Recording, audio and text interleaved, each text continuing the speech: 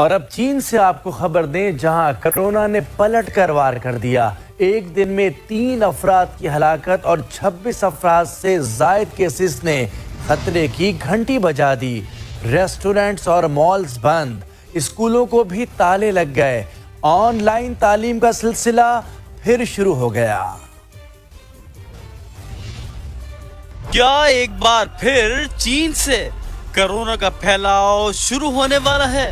دنیا بھر میں تشویش کی لہر دوڑ گئی۔ کرونا وائرس نے چین پر پلٹ کر وار کر دیا۔ ایک دن میں 26,000 سے زائد کیسز سامنے آ گئے۔ 3 افراد زندگی کی بازی ہار گئے۔ وقت خود کو ایک بار پھر دوہرا رہا ہے۔ کرونا کیسز میں تشویشناک اضافے کے بعد چین میں اسکولز، مالز اور ریسٹورانٹس بند کر دیے گئے۔ حکومت نے پابندیاں لگا دی، لوگوں کو نقل و حرکت محدود کرنے کی ہدایت جاری کی ہے۔ اسکولوں میں ایک بار پھر آن لائن کلاسز شروع کر دی گئی ہیں۔